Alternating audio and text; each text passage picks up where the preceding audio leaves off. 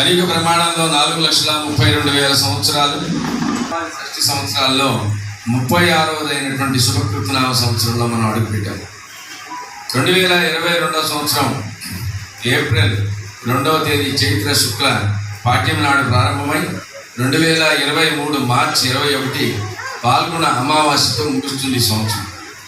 భారతీయ సనాతన సంస్కృతికి ఉగాది అనగా చైత్ర శుద్ధ పాడమి నాడు బ్రహ్మ సృష్టిని జరుపుతాడు, ప్రారంభిస్తాడు. అందువల్లే ఎవరో ఏదో చేసుకుంటున్నారని మనం చేసుకోవడం కాదు, ఎవరో పెట్టింది కాదు, బ్రహ్మ సృష్టి ఆరంభించినది. కశ్యప సంహిత ఏం చెప్పాడు అనేది వినాలి. ఈ యొక్క శుభకృతనామ సంవత్సరం గురించే చెప్పాడు. సుభిక్ష సర్వదేశేషు క్షత్రగో బ్రాహ్మణేభ్య మోదంతే చ ప్రజాః సర్వాః సుఖకృత్ సౌఖ్యదాయకః. వర్ధిల్లుతారు. సుఖ సౌఖ్యాలతో ఏమవుతుంది? క్రమంగా కొలిక్కొస్తుంది. వ్యాపారాలు ఏమవుతాయి? అన్నీ వృద్ధి చెందుతాయి. శుభకృతనామ సంవత్సరం ఎంతో శుభ పరిణామాలతో కూడి అన్ని యుద్ధ పరిణామాలకు ఒక కన్క్లూషన్, ఒక రాజీ పథకం ప్రారంభమై మే 15కి ఒక ఒప్పందంతో ఈ యుద్ధం ముగుస్తుంది. మరలా యుద్ధాలు ఉన్నాయా? అవి మరలా చర్చిస్తాం. కోవిడ్ వ్యాధి సన్నగిల్లి అది సాధారణమైన వ్యాధిగా మారిపోతుంది. వ్యాపార రంగాల్లో ఐటీ రంగం, వాణిజ్య విదేశ వ్యాపారాలు అభివృద్ధి చెందుతాయి. ఇనుము, బంగారము, పెట్రోలియం ప్రోడక్ట్స్ ధరలు బాగా పెరుగుతాయి. సంగీతం, సాహిత్య రంగాలు, క్రీడా రంగాలు కూడా బాగా అభివృద్ధి చెందుతాయి. విమానయానం, సముద్ర వ్యాపారం అభివృద్ధి చెందుతుంది, ఇబ్బంది లేదు. శుభకృత్ వస్తరే పృథ్వీ రాజయేతు వివిధోత్సవై ఆటంకే చోర భయాధ. చోర భయాలన్నీ తగ్గుతాయి, ఉగ్రవాదం నశిస్తుంది, ప్రజలు ఆనందోత్సాహాలతో ఉంటారు. రాజులకు మాత్రం, పరిపాలించే రాజులకు మాత్రం కాస్త అభద్రత ఉంటుంది. వాళ్ళకి ఎక్కడైనా చిన్న చిన్న ప్రమాదాలు, శత్రు భయం ఉంటుంది, యుద్ధ భయం ఉంటుంది, కానీ దేశానికి దాని వల్ల ప్రమాదం ఏమి ఉండదు. భారతదేశ ప్రాంతాల్లో ప్రకృతి వల్ల కాస్త పంట నష్టాలు, అధిక వర్షపాతం వల్ల ఉత్తర భారతదేశంలో కాస్త, మధ్యప్రదేశ్ ప్రాంతంలో ఎక్కువగా పంట నష్టాలు జరిగే అవకాశం ఉంది. పశువులకి వైరస్ వ్యాధి వస్తుందండి. కానీ ఈ సంవత్సరం పశు సంరక్షణ బాధ్యత బలరాముడిది కాబట్టి పశువులకి నష్టం జరగదు. పాడి పరిశ్రమ చాలా బాగా అభివృద్ధి చెందుతుంది. రియల్ ఎస్టేట్, స్టాక్ మార్కెట్, ఖనిజాలు, బ్యాంకింగ్ రంగాలు కీలకమైన మార్పులు వస్తాయి. ఖనిజాలు, మైనింగ్ విషయంలో ప్రభుత్వం ప్రత్యేకమైన చట్టాలు తెస్తుంది. భూముల విషయంలో కూడా ఒక ప్రత్యేకమైన చట్టం వస్తుంది. ప్రభుత్వం అంటూ భూములకంటూ ఒక ప్రత్యేకమైన చట్టం, ఖనిజాలు, మైనింగ్ విషయాలకు ఒక ప్రత్యేకమైన చట్టం వస్తుంది. కావున ఈ సంవత్సరం చాలా శుభదాయకమైనది. ప్రజలు సుఖ సంతోషాలతో ఉంటారు. రాజకీయ నాయకులు ముఖ్యంగా ఉత్తర భారతదేశంలో కానీ, నైరుతి భాగంలో కానీ, అంటే గోవా ఆ ప్రాంతాల్లో కానీ కాస్త ఆర్థిక అస్థిరత్వం ఉంటుంది. రాజకీయ నాయకులు పదవులు కోల్పోవడం, ఆకస్మికంగా అక్కడ పదవి వేరే రాజకీయ పార్టీ అధికారంలోకి రావడం జరుగుతుంది. మరి ఈ సంవత్సరం రాజు ఎవరండి? మహానుభావుడు శని మహాశయుడు. అనగానే ఉలిక్కి పడదు. ధర్మానికి ప్రతినిధి శని. ఎవడు తన కర్తవ్యాన్ని చక్కగా చాలా నిర్వహిస్తాడో వాడిని ఆయన ఎప్పుడు కూడా పైనెత్తి కూర్చోబెడతాడు, వాడిని బాగా పెంచుతాడు. వాడు కానీ పాలువారిగా ఉన్నాడంటే కిందకి తోసేస్తాడు. మరి శని రాజయ్యాడు, మనందరం ఏం చేస్తే బాగుంటాం? ఒకే ఒక ప్రశ్న. ఎవరైతే సూర్యుడు ఉదయించక ముందర నిద్రలేచి స్నానం చేసి సూర్యుడు ఉదయించగానే ఆజ్ఞ వదిలి ఆదిత్య హృదయం చేస్తాడో వాడి జోలికి శని రాడు. ఎందుకు రాడు? శనికి తండ్రి సూర్యుడు. వాళ్ళ ఆయనకి నమస్కరిస్తే కొడుకు ఏం చేస్తాడండి? ఏమీ. కాబట్టి శనిని ఎదుర్కోవాలంటే ఏలనాటి శని జరిగే వాళ్ళైనా సరే, కుంభరాశి వాళ్ళైనా సరే, మకర రాశి వాళ్ళైనా సరే, శని యొక్క ప్రాతినిధ్యం వాళ్ళకి పాజిటివ్ డైమెన్షన్లో ఉండాలంటే సూర్యుడు ఉదయించే లోపలే స్నానం చేసేసి ఆయన ఉదయించేటప్పటికి దోశ నీళ్ళతో ఆయనకి అర్ఘ్యం ఇచ్చి నమస్కారం పెట్టి ఆదిత్య హృదయంతో ఆయనకు స్వాగతం పలికితే సూర్య యొక్క తేజస్సు మన దేహంలోకి ప్రవేశించగానే మందగమనుడైనటువంటి శని యొక్క ప్రభావం మన దేహం నుంచి బయటకు. అది this is only best remedy come over the negative effect of Saturn. రాజు ధర్మబద్ధంగా ఉంటాడు, నీతిగా పరిపాలించాలనుకుంటాడు, చట్టాలు చక్కగా తయారవుతాయి దేశంలో ప్రజల సంక్షేమం కోసం. కానీ అమలు జరపడంలో చట్టాలన్నీ వస్తుంటే పని జరుగుతుంటుంది. ఆ రోజుకి దాని ఇంప్లిమెంటేషన్ దానికి అన్నీ కూడా ఒక సమగ్రమైనటువంటి రూపాన్ని దాల్చి మనందరికీ కూడా చక్కగా అమలు జరుగుతుంది. కాస్త రక్షణ శాఖ మాత్రం అంత బాగా ఉండదు. పోలీసు రక్షణ శాఖ బాగా ఉండదు. సస్యాధిపతి శని అయినప్పుడు పంటలకి క్రిమి కీటకాల వల్ల నష్టం జరుగుతుంది. మొదలు మనుషులకు జబ్బులు వచ్చాయి, ఇప్పుడు పంటలకు కాస్త జబ్బులు వస్తాయి. కానీ నల్ల భూముల్లో పండేటువంటి పంటలు, నల్లధాన్యాలు, మినుములు, నువ్వులు, పత్తి చాలా బాగా ఉంటాయి. వాటి మంచి రేటు దొరుకుతుంది. ధాన్యాధిపతి శుక్రుడు, హోల్సేల్ మార్కెట్ వాళ్ళు బాగుపడతారండి. రీటైల్ మార్కెట్లు అన్నీ దెబ్బతినిపోతాయి. ఇప్పుడు జరుగుతుండేది అవే జరుగుతాయి. ప్రజలకి తక్కువ ధరకు వస్తువులు లభించవు. హోల్సేల్ ట్రేడర్ మాత్రం రైతు దగ్గర నుంచి తక్కువ గిట్టుబాటు ధరకు కొని వాడు దాచిపెట్టి మనకి ఎక్కువ ధర కలుగుతుంది. దీన్ని సమన్వయం చేయాల్సిన బాధ్యత ప్రభుత్వం. ఉదాహరణాధిపతి బుధుడు, వాణిజ్య వ్యాపార రంగాల్లో బుధుడు వ్యాపార తత్వం కాబట్టి కాస్త కుట్రలు జరుగుతాయండి. కుట్రలు అంటే స్కామ్స్ షేర్ మార్కెట్లో జరుగుతాయి, బంగారం వ్యాపారంలోనూ కుట్రలు జరుగుతాయి. వ్యాపార వ్యవస్థల్లో కానీ చిట్ ఫండ్ సంస్థలు కానీ కొన్ని దివాలెత్తే అవకాశం ఉందండి. బ్యాంకింగ్ సంస్థలు కూడా కొన్ని దివాలెత్తే అవకాశం ఉంది. జాగ్రత్తగా అందువల్ల మీరు దాచిపెట్టుకునే డబ్బులు ఎక్కడ పెట్టాలన్నది జాగ్రత్తగా ఆలోచించి ఇన్వెస్ట్ చేయాలి. మేఘాధిపతి బుధుడు, మేఘాలు వస్తాయి, డంబం అంటే డమడమడమ అంటాయి. ఇక్కడ పడుతుంది వర్షం అనుకుంటే అది పోయి మధ్యప్రదేశ్లోనూ కురవరాని చోట కురుస్తుంది. కురవరాని చోట వర్షాలు వస్తాయి, కురవాల్సిన చోట వర్షాలు. కానీ గత 2 సంవత్సరాలుగా అనుభవించినటువంటి క్షామం మాత్రం ఉండదండి. పోతే రసాధిపతి చంద్రుడు. రసాధిపతి అంటే మనకు కావాల్సిన నెయ్యి, పాలు, పెరుగు ఇవన్నీ విశేషంగా తేనె, పంచదార, చెరుకు రసం ఇవన్నీ ధరలు పెరిగినా కానీ విశేషంగా లభిస్తాయి మార్కెట్లో.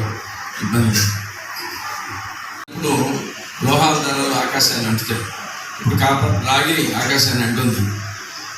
ఇక ప్లాస్టిక్, ఇనుము కూడా ఆకాశాన్ని అంటుతుంది. వెండి బంగారం గురించి చెప్పగల ఫ్లక్చుయేషన్ అది కూడా ఎక్కువగానే తేడా ఉంటుంది. కంప్యూటర్లు ధర కూడా పెరుగుతాయి.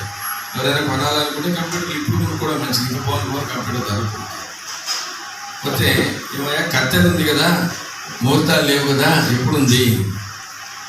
మే 4 నుంచి మే 29 వరకు కత్తెర ఉంది. కత్తెరలో నూతులు తవ్వకూడదు, ఇంటి పైన కప్పు శుభకార్యాలకి పెద్దగా పెరుగుతారు. శుక్రమౌఢ్యం ఉందండి. సెప్టెంబర్ 14 నుంచి డిసెంబర్ 2 వరకు శుక్రమౌఢ్యంలో శుభకార్యాలు చేయాలి. గురుమౌఢ్యం లేదండి ఈ సంవత్సరం. అందువల్ల మనకి ఇబ్బంది. మరి గ్రహణాలు ఉన్నాయా? కొన్ని గ్రహణాలు భారతదేశంలో లేవు, కొన్ని గ్రహణాలు మాత్రం ఉన్నాయి. అక్టోబర్ 25, 2022 పాక్షిక సూర్యగ్రహణం ఉంది. అది కూడా సాయంత్రం మనకి గ్రహణం ఏమో మధ్యాహ్నం 2 నుంచి 6:32 వరకు ఉన్నా కూడా మనకు వచ్చేది సాయంత్రం 5 నుంచి 5:44 వరకు ఉంది. అప్పుడు సూర్యుడు ఇక్కడ అస్తమిస్తాడు కాబట్టి ఉండదు. అలాగే నవంబర్ 8 చంద్రగ్రహణం ఉందండి. కార్తీక మాసంలో పౌర్ణమి నాడు ఆ గ్రహణం మధ్యాహ్నం 2:30 నుంచి సాయంత్రం 6:20 దాకా ఉంది. కానీ మనకి మాత్రం 5:37 నుంచి 6:20 దాకా ఉంది. మరి దేవాలయాలు ఏం చేయాలి అంటే గ్రహణానికి 2 గంటల ముందర దేవాలయం మూసేయాలి. గ్రహణం అయిన తర్వాత దేవాలయాన్ని శుద్ధి చేసుకుని తీయాలి. ఇది శాస్త్రం. 3 అవమానం 6. ఏమైనా ఆదాయం వ్యయం 2 సమానంగా ఉన్నాయి కదా, డబ్బులు బాగానే వస్తాయి, డబ్బులు బాగానే ఖర్చు అవుతాయి అంటే ఈ రాశి వాళ్ళకి లాభంలో శని వస్తాడు. మరలా దశమంలోకి శని మారుతాడు. వృత్తి వ్యాపారాల్లో అభివృద్ధి ఉంటుంది, శ్రమ కూడా ఉంటుందండి. అంటే ప్రమోషన్ ఉంటుంది, బదిలీ ఉంటుంది, శ్రమ ఉంటుంది. తర్వాత 12వ ఇంట్లో గురువు ఉన్నాడు కాబట్టి ఆయన చతుర్థ కేంద్రాన్ని చూస్తున్నాడు, షష్ఠాన్ని చూస్తున్నాడు కాబట్టి అప్పులు తీరుతాయి. శుభకార్యాలకు విశేషంగా ధనం ఖర్చు పెట్టాలి కాబట్టి ఇల్లు కొనడం, పిల్లలకు పెళ్లి చేయడం ఇలాంటి శుభకార్యాలు జరుగుతాయి. మేషరాశిలో గ్రహణం వస్తుందండి, సూర్యగ్రహణం. ఏమైనా సూర్యగ్రహణం వస్తే ఎలాంటి జరుగుతుంది అంటే, సూర్యుడు మేషరాశి వాళ్ళకి పంచమాధిపతి. పిల్లల ఆరోగ్య విషయంలో జాగ్రత్తగా ఉండాలి, తండ్రి ఆరోగ్య విషయంలో జాగ్రత్తగా ఉండాలి.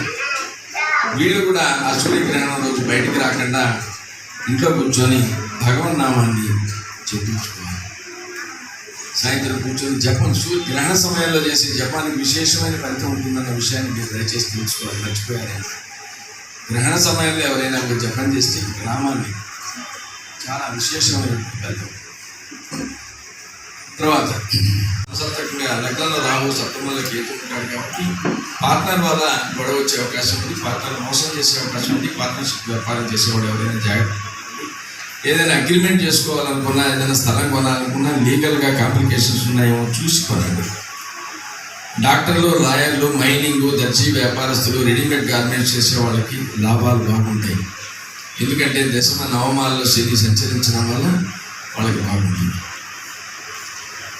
ఆరోగ్య విషయంలోకి వస్తే లగ్నంలో గ్రహణం వస్తుందని చెప్పాను. లగ్నంలో రాహు ఉన్నాడు, స్కిన్ ప్రాబ్లమ్స్, స్కిన్కి సంబంధించిన సమస్యలు వస్తాయి. అందువల్ల కాళహస్తికి పోయి కాలసర్పదోష పూజ చేయించుకోండి. ఈ 1.5 సంవత్సరంలో 2 సార్లు చేయించుకోండి. 2 సార్లు ఆగస్టులో ఒకసారి చేయించుకోండి, నవంబర్లో ఒకసారి చేయించుకోండి.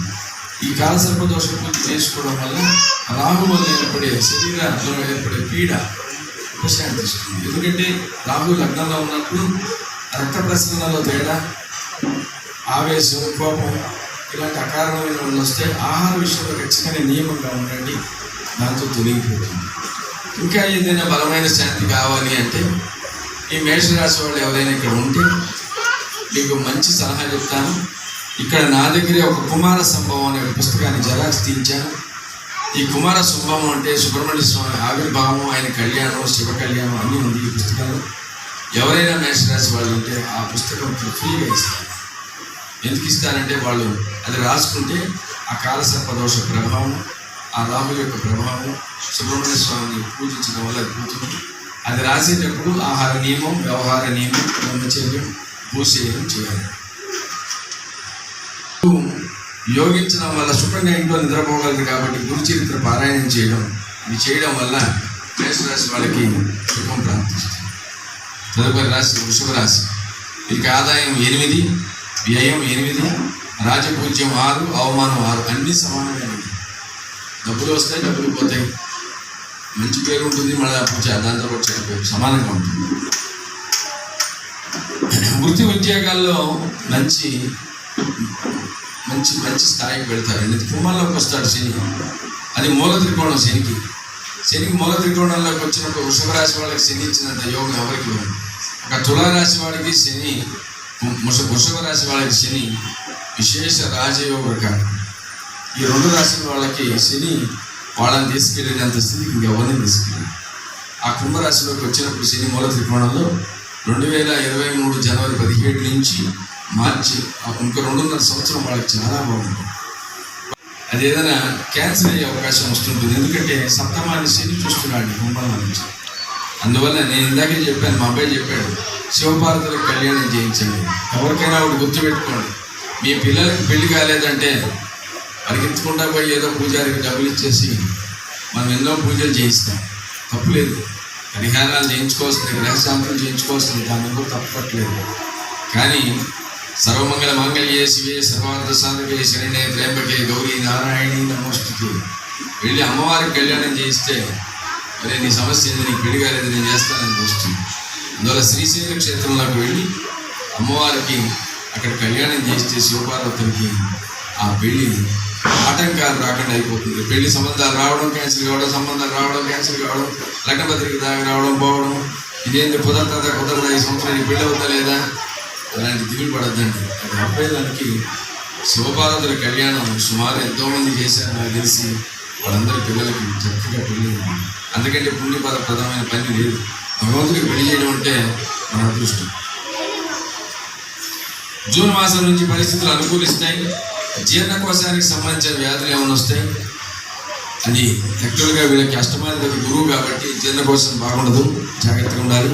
గాల్ బ్లాడర్కి సంబంధించింది. అందువల్ల దానికి సంబంధించిన ఆహార పదార్థాలు అంటే మీకు తెలుసు, గాల్ బ్లాడర్లో స్టోన్ కానీ కిడ్నీలో స్టోన్ అంటే డాక్టర్ చెప్తాడు మీరు టమాటా తినద్దు, క్యాబేజ్ తినద్దు, కోడిగుడ్డు తినద్దు, చిక్కటి పాలు తాగద్దు అని చెప్తాడు. అలాంటి వాటిని వీలైనంత వరకు ఆపేసి ఆహారం సాత్వికంగా తీసుకోండి, దండిగా నీళ్లు తాగండి. ఆహార నియమాలు చాలా అవసరం. ద్వాదశ రాహు వల్ల అప్పుడప్పుడు నిద్ర లేకుండా ఉండడం, చెడ్డ కళలు రావడం జరుగుతుంది.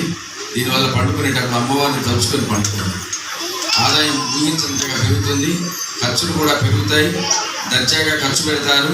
కానీ ఇదే సందర్భంగా దుబారా మాత్రం చేయకండి. పిల్లల పెళ్లి కార్యాలు చక్కగా జరుగుతాయి. జ్యేష్ఠ సోదరుడు మీకు ఎవరైనా పెద్ద అన్న ఉంటే అతనికి మంచి జరుగుతుంది. అతని పరిస్థితి ఏదైనా బాగాలేకుండా ఉంటే ఆర్థికంగా అతను నిలదొక్కునే అవకాశం ఉంది. అన్న కానీ అక్క కానీ 2023 జనవరి నుంచి ఆర్థిక పరిస్థితులు విశేషంగా పెరిగి ₹4 వెనకాలేసుకునే సమయం. ఈ సమయంలో ఏదైనా ఒక స్థిర ఆస్తిని కొనుక్కొని జాగ్రత్త చేసుకోవాల్సిన బాధ్యత ఉంది. అంటే తర్వాత చేసుకునే ఇల్లు వాకిలి కట్టాలనుకున్నప్పుడు ప్రకృతి వైపరీత్యాల వల్ల కాస్త ఇబ్బందులు వస్తాయి. వర్షం పడి పనులు రాక, డబ్బులు వాడికి ఇచ్చాను, వాడు వెళ్ళిపోయాడు, మేస్త్రి, ఇలాంటివి వస్తాయి. ఇవన్నీ అధిగమించడానికి శనివారం పోయి శివుడికి దర్శనం చేసుకొని ఆయనకు టెంకాయ కొట్టుకొని అభిషేకం చేసుకోండి. 2 అవమానం 2 మిథున రాశి వాళ్ళు గత 2.5 సంవత్సరంగా చాలా కష్టపడుతున్నారు. అష్టమంలో శని, అష్టమంలో కుజుడు, అష్టమంలో శుక్రుడు. ఈ మధ్యకాలంలో మిథున రాశి వారికి ఉన్నన్ని కష్టాలు ఎవరికి లేవు. వీరి కష్టాలు తీరే అవకాశం వచ్చింది. శని కూడా వచ్చే జనవరి 17కి నవమానికి వెళ్ళిపోతాడు. నవమ దశమాల్లో శని గురువులు ఉంటారు. ఈ రాశి వారికి ప్రమోషన్ విషయంలో మంచి జరుగుతుంది. భూ లావాదేవీల్లో పరిష్కారం కానీ పరిష్కారాలు ఉన్నటువంటి పరిష్కారం అవుతాయి. నూతన గృహం ఖచ్చితంగా ప్రాప్తిస్తుంది. వృత్తి వ్యాపారాల్లో మంచి అభివృద్ధిని సాధిస్తారు. ఇతరులకు వాగ్దానం ఇవ్వడం వల్ల వివాదాలు వస్తాయి. ఎందుకని వాక్స్థానాన్ని అష్టమంలో ఉండే శని చూస్తున్నాడు కాబట్టి ఇక్కడ మాట ఇచ్చారంటే అది నెరవేర్చలేక మీ జోబులో డబ్బులు తీసి వాళ్ళకి ఇవ్వాల్సింది. అందులో తొందరపడి ఎవరికి ఏ మాట కూడా వాగ్దానం ఇవ్వబడకండి. తర్వాత జాయింట్ వ్యాపారాల్లో కలహాలు వస్తాయి కాబట్టి జాయింట్ వ్యాపారం పెద్ద కాబట్టి ఉద్యోగాల్లో మంచి ప్రమోషన్ వస్తుంది. స్థాన బదిలీ అవుతుంది.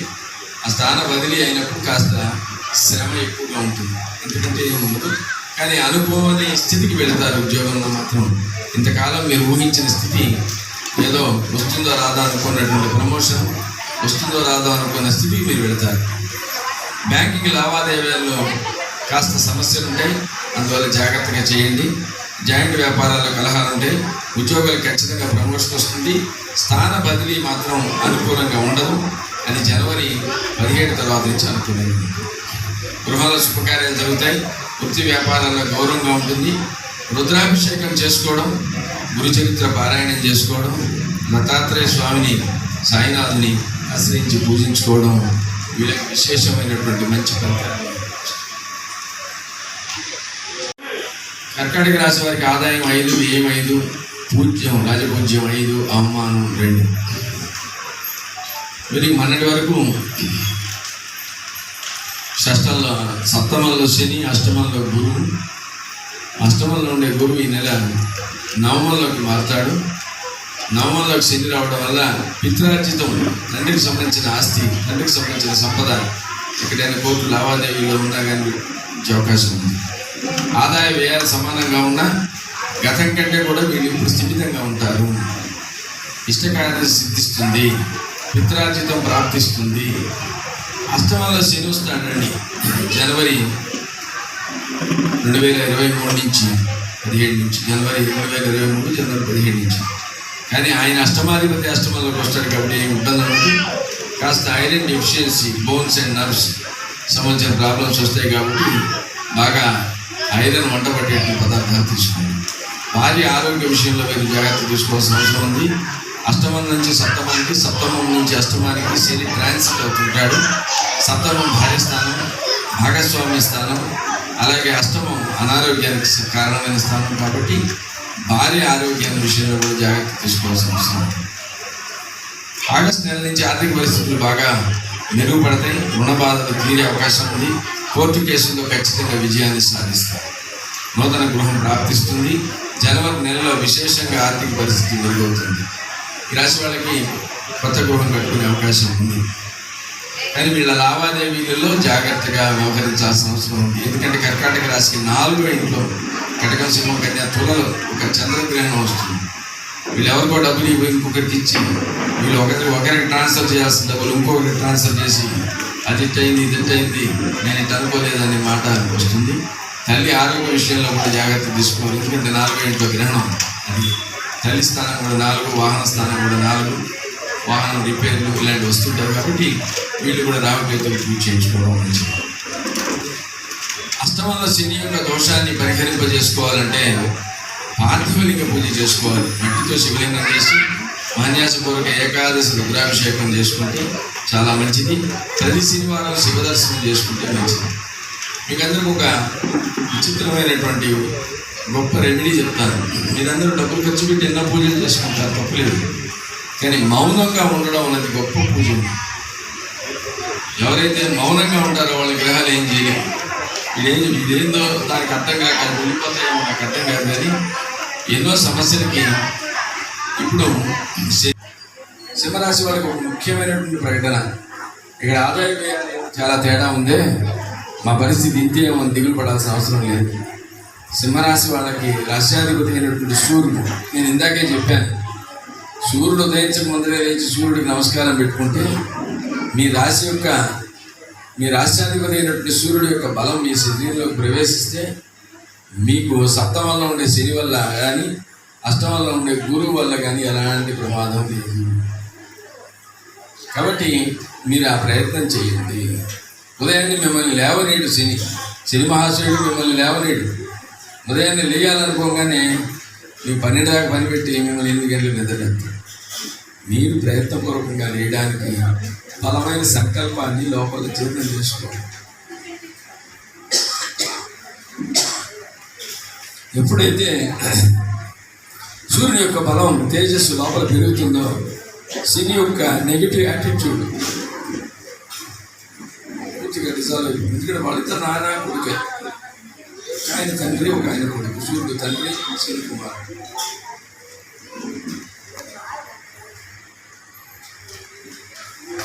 కాస్త ఆర్థిక భారం పెరుగుతుంది. సంతాన విషయంలో ఖర్చులు పెరుగుతాయి. ఎందుకంటే పంచమాధిపతి అయినటువంటి గురువు అష్టమంలో ఉన్నాడు. కాబట్టి పిల్లవాడు చదవాల్సిన చదువు చదవకుండా నేను ఆ చదువు ఇంకోటి చదువుతాను, దానిలో చేర్చాను, అది మానేసి ఇంకోటి చేస్తాను అనడం, ఇలాంటి ఖర్చులు వస్తుంటాయి. భాగస్వామ్య వ్యాపారం పనికి రాదండి. ఎందుకంటే సప్తమంలో శని ఉన్నాడు కాబట్టి ఖచ్చితంగా కలహం వస్తుంది. సింహరాశి వాళ్ళు ఎవరైనా పెళ్లి చేసుకోవాలని పెళ్లి సంబంధాలంతా ఖాయం చేసుకుంటే, పిల్లవాడు సింహరాశి వాడు అయి ఉంటే లేదా పిల్ల సింహరాశి అయి ఉంటే ఖచ్చితంగా శివుడికి కళ్యాణం చేసిన తర్వాత పెళ్లి చేసుకోండి. లేదా ఖచ్చితంగా గొడవలు వస్తాయండి. పెళ్ళి అయిన తర్వాత గొడవలు వస్తాయి, పెళ్ళికి ముందరే గొడవలు వస్తాయంటే ఎట్టయినా రావచ్చు. పెళ్ళి గణపతికి రోజే గొడవ రావచ్చు, పెళ్ళి అయిన తర్వాత గొడవ రావచ్చు. గొడవ వచ్చి విడిపోయిన తర్వాత సంతోషించి ఏం చేయలేము, అప్పుడు ఏడ్చుకొని లాభం లేదు. ముందు జాగ్రత్త. వివాహానికి ముందు శివ కళ్యాణం చేయించండి. వివాహం అయిన తర్వాత శివ కళ్యాణం చేసిన తర్వాత ఫస్ట్ నైట్ చేయండి. అప్పుడు భారం ఎవరి మీద పెట్టామంటే మన శివుడి మీద పెట్టాం కాబట్టి మన సంబంధం. చూచి వ్యవహరించాల్సిన అవసరం ఉంది. మాకు జాతకాల మీద నమ్మకం లేదు, మేము మా తెలివితేటల మీద మాకు నమ్మకం ఉంది అంటే చాలా సంతోషం. తెలివితేటల మీద మీకు అలాంటి వాటిల్లో లాభం వస్తుంది. జూలై నెల నుంచి కాస్త చూచి అడుగు వేయాలి. మరలా జనవరి వచ్చేటప్పటికి మంచి స్థితిలో ఉంటారు. ఇంట్లో శుభకార్యాలు జరుగుతాయి, చాలా చక్కగా ఉంటుంది. కనిష్ట సోదరుడు ఎవరైనా ఉంటే, తమ్ముడు ఎవరైనా ఉంటే, వాడికి పెళ్లి కాకపోయినా వాడి పరిస్థితి ఏదైనా అస్తవ్యస్తంగా ఉన్నా వాడు కూడా అభివృద్ధి చెందే అవకాశం ఉంది. వీళ్ళు జాగ్రత్త తీసుకోవాల్సిన విషయం ఏమిటంటే, అష్టమంలోనూ ద్వితీయంలోనూ గ్రహణం వస్తుంది. మాట జారకుండా ఉండాలి. ఒకటి అష్టమంలో వచ్చే గ్రహణం వల్ల కాస్త అనారోగ్యం వస్తుంది. యూరినరీ ట్రాక్ సంబంధించిన విషయాలు కానీ వాటికి సంబంధించిన విషయాలు, దండిగా నీళ్లు తాగడం, సమయానికి విశ్రాంతి తీసుకోవడం అలవాటు చేసుకోవాలి. వీళ్ళు కూడా సూర్యోపాసన, దుర్గాస్తుతి, అమ్మవారిని అష్టమంలో ఉండే రాహుదోషానికి ఏం చేయాలా, అమ్మవారిని ప్రార్థించాలి. దుర్గామాతను, సూర్యుడిని ఉపాసించాలి. ఎందుకంటే సూర్యుడు ద్వాదశాధిపతి, ఖర్చు పెట్టించేవాడు ఆయన. అది సరైన మార్గంలో పోవాలి. దుబారా ఖర్చులు ఎత్తి మీద వచ్చి అనవసరమైన ఖర్చులు పడకుండా ఆయన్ని ఉపాసించాలి. అష్టమంలో రాహు వల్ల అనారోగ్యం రాకుండా ఉండడానికి దుర్గామాత. తర్వాత రాశి తులారాశి. తులారాశి వారికి ఆదాయం 8, వ్యయం 8, రాజపూజ్యం 7, అవమానం 5. జూలై 12 వరకు శని పంచమ స్థానంలో ఉన్నారు. తులారాశి వాళ్ళకి అర్ధాష్టమ శని కుజుల వల్ల ఈ మధ్య కాలంలో కాస్త ఇబ్బందిగా ఉంటుంది. మోకాళ్ళ నొప్పులు, నడవలేక ఉండడం, వెనుపూస కింద భాగంలో నొప్పి ఉండడం, ఇవన్నీ ఉంటాయి. కానీ తులారాశి వాళ్ళకి రాజయోగ కారకుడు శని మూల త్రికోణంలో కుమ్మంలోకి వచ్చినప్పుడు ఆయన ఉచ్చ ఫలితాలను ఇస్తాడు, మంచి ఫలితాలను ఇస్తాడు. కాబట్టి పిల్లలకి సంబంధించిన పరిష్కారం ఏదైనా ఉంటే, పరిహారాలు ఉంటే, పిల్లలకి ఏదైనా అన్సెటిల్డ్గా ఉంటే అవన్నీ కూడా చెప్పారు. 6వ ఇంట్లో ఉండే గురువు వీళ్ళకి అప్పుల భారాన్ని తీరుస్తారు. సాధారణంగా వీళ్ళకంటూ ఈ తులారాశి వాళ్ళు వ్యాపారం అంతా కూడా ఆర్థిక లావాదేవీలంతా కూడా అప్పు తెచ్చుకొని పైకి వస్తారు. కానీ మనకు అప్పు కనిపించదు, కానీ ఆస్తులంతా కూడా వాళ్ళ అప్పులతోనే ఆస్తులు పెడతారు. అప్పులు తీరిపోయే అవకాశం ఉంది. జూలై మొదటి వారంలో జాగ్రత్తగా ఉండాలి. జనవరి 2023 నుంచి ఆర్థిక పరిస్థితులు బాగా పెరుగుతాయి. శివునికి రుద్రాభిషేకం చేసుకోవడం మంచిది.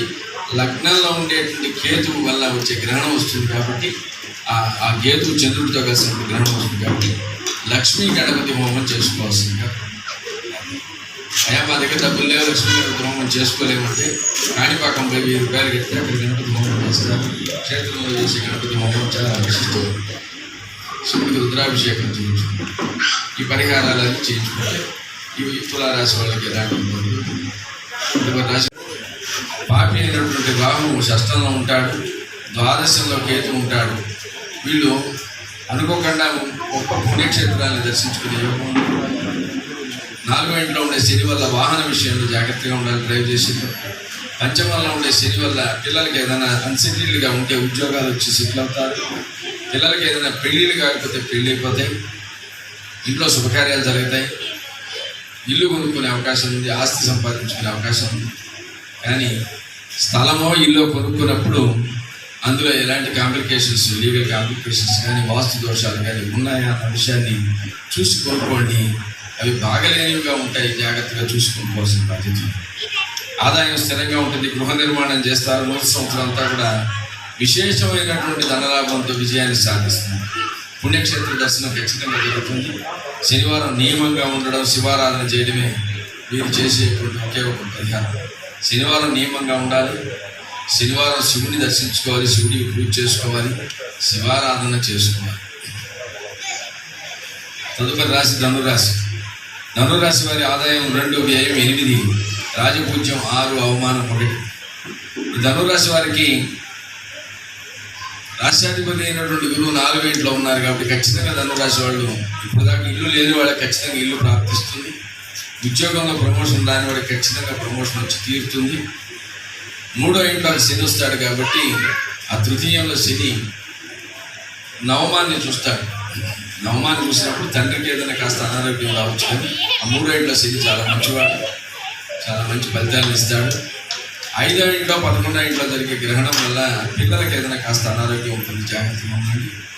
11వ ఇంట్లో వచ్చే గ్రహణం వల్ల అన్న జ్యేష్ఠ సోదరుడికి కాస్త అనారోగ్యం వచ్చే అవకాశం ఉంటుంది. అందువల్ల రాహుకేతువుల పూజ చేయించుకోండి. రాహుకేతువుల పూజ చేయించుకుంటే ఆ దోషం పోతుంది. ఆ గ్రహణ సమయాల్లో జాగ్రత్తగా ఇళ్లలో కూర్చొని జపం చేసుకోండి. ఈ రాశి వారికి కూడా 2023 జనవరి 17 నుంచి ఏలనాటి శని పూర్తిగా పోయి శని యోగిస్తాడు. శని యోగించడం అంటే 4వ ఇంట గురువు, 3వ ఇంట శని విశేషమైన యోగాన్ని ఇస్తాడు. గృహం కట్టుకునే అవకాశం ఉంటుంది. అందువల్ల గత 7 సంవత్సరాలుగా ఉన్నటువంటి ఏలనాటి శని పోతుంది జనవరి 17. క్రీడా, ఉపాధ్యాయ, కంప్యూటర్ రంగాల్లో పనిచేసే వాళ్ళకి మంచి అభివృద్ధి ఉంది. విద్యార్థులకు మంచి మార్కులు వస్తాయి. సీట్ రాని వాడికి ఖచ్చితంగా ధనురాశి వాడికి సీట్ వస్తుంది. విద్యాయోగం ఉంది. తండ్రి ఆరోగ్య విషయంలో జాగ్రత్తగా ఉండాలని చెప్పాను ఇందాక. కీళ్ళు నరాలకు సంబంధించిన నొప్పులు ఉంటాయి, అవి కూడా జనవరి నుంచి తగ్గిపోతాయి. వీళ్ళు చేయాల్సిన పని ఏంటంటే ఎవరికైనా సరే శని బాగలేడని చెప్పినప్పుడు ఒక విషయం గుర్తుపెట్టుకోండి. శనివారంపై ఒక పేదవాడికి రొట్టెలు, ఆహారము, ఒక బాటిల్ నీళ్లు, కాస్త వస్త్రాలు కొనిచ్చి వాడు తీసుకొని నిజంగా ఆకలిగా ఉండేవాడికి అది తీసుకొని తాగేసేవాడికి ఎత్తుకోవాలి. ఇచ్చి వాడికి ఇచ్చిన తర్వాత నమస్కారం దూరం నుంచి వాడే సాక్షాత్ పరమాత్ముడు లేదా శ్రీమన్నారాయణుడు అనుకుని అట్లాంటి దరిద్ర నారాయణుడు యొక్క సేవ చేస్తే శని మనల్ని ఆశీర్వదిస్తుంది. ఎవరైతే పేదలు డౌన్ ట్రాడన్ పీపుల్కి హెల్ప్ చేస్తారో అలాంటి వాళ్ళ జోలికి శని మహాశయుడు రాడు. అదే ఆయనకు ఉండేటువంటి కీలకమైన సూత్రం. ఈ సంవత్సరం రాబోయే చట్టాలన్నీ కూడా మధ్యతరగతి పేదవాళ్ళకి అనుకూలమైన చట్టాలే వస్తాయి, కావాలని గమనించాలి. పోతే స్త్రీలు ఎవరైనా ధనురాశిలో జన్మించుంటే వాళ్ళకి గర్భకోశానికి సంబంధించిన వ్యాధులు వస్తాయి కాబట్టి జాగ్రత్తగా ఉండాలి. ఆహార విషయంలో నియమంగా ఉండాలి. మాంసాహారం, మసాలా, నూనె, గడ్డకూరలు వీటినంతవరకు వీలైనంత వరకు వదిలేసి ఉండడం మంచిది. వంకాయ, గోంగూర ఇలాంటివి తినగలం మంచిది. ఎందుకంటే పంచమంలో గ్రహణం వస్తుంది. ఆ పంచమంలో వచ్చే గ్రహణం పంచమ స్థానం ఒక విధంగా కూడా గర్భకోశ స్థానం. అందువల్ల సంతాన విషయంలో కానీ గర్భకోశానికి సంబంధించిన అనారోగ్యం వస్తుంది. ఫైబ్రాయిడ్స్, టిష్యూస్ ఇట్లాంటివి వస్తాయి. మనం జాగ్రత్తగా ఉంటే వాటిని అధిగమించవచ్చు. అందువల్ల సూర్యోపాసన చేసుకోవడం, సూర్యుడికి నమస్కారం చేసుకోవడం, 3 దోషులు అర్ఘ్యం వదలడం, సూర్యుడిని నమస్కరించుకోవడం, ఆదిత్య హృదయం చేసుకోవడం, దుర్గా స్తుతి చేసుకోవడం, ఆ రాశిలో జన్మించిన ఆడవాళ్ళు ఖచ్చితంగా పాటించాల్సింది. తదుపరి రాశి మకర రాశి. ఈ రాశి వారి ఆదాయం 5, వ్యయం 2, రాజపూజ్యం 2, అవమానం 4. గత 5 సంవత్సరాలుగా ఏలినాటి శనితో నలిగిపోతున్న ఈ రాశి వారు మన వరకు కూడా శని పూజల కంజంక్షన్ వల్ల ఇబ్బందే. ఈ రాశి వాళ్ళకి బ్రహ్మాండమైన పరిహారం ఏమిటంటే శివపురాణం పారాయణం చేయడం, కుమార సంభవం తెచ్చుకున్నారండి. కుమార సంభవాన్ని రాయడం ఇది విశేషమైనటువంటి పరిహారం. ఈ పరిహారం చేయడం వల్ల శివానుగ్రహం కలిగిన వాడి జోలికి శని మహాశయుడు రాడు. తర్వాత వీళ్ళ కష్టమానికి సూర్యుడు, నేను చెప్పాను శని మన ఇబ్బంది పెట్టకుండా ఉండాలంటే సూర్యుడిని ఉపాసించాలి. సూర్యుడికి నమస్కారం చేసుకోవడం రోజు. సూర్యుడు వ్యయం 8, రాజపూజ్యం 1, అవమానం 7. ఏమయ్యా ఈ ఆదాయ వ్యయాలను బట్టి ఎట్లుంటుంది అబ్బా అంటారేమో. లగ్నంలో ఆ మీన రాశికి రాశ్యాధిపతి అయినటువంటి గురువు రాశిలో ఉన్నాడు కాబట్టి చాలా మంచిది. వివాహం కాని వాళ్ళకి ఖచ్చితంగా వివాహం అయిపోతుంది. మ్యాక్సిమం 60 డేస్ లోపల 65 రోజుల లోపల వివాహం అయిపోతుంది. మీనరాశి వాళ్ళకి ఖచ్చితంగా పెళ్ళైపోతుందండి. తర్వాత శని ఏకాదశంలో సంచరించినప్పుడు ఆర్థికంగా లాభం ఉంటుంది. ద్వాదశంలోకి వచ్చినప్పుడు ఖర్చులు పెరుగుతాయి. అది కూడా ఏమి అంత ప్రమాదకరమైనది ఏమి కాదు. ఏలనాడు శని ప్రారంభిస్తున్నాడు కదా, ఏం చేస్తాడు అంటే ఏమి చేయడండి.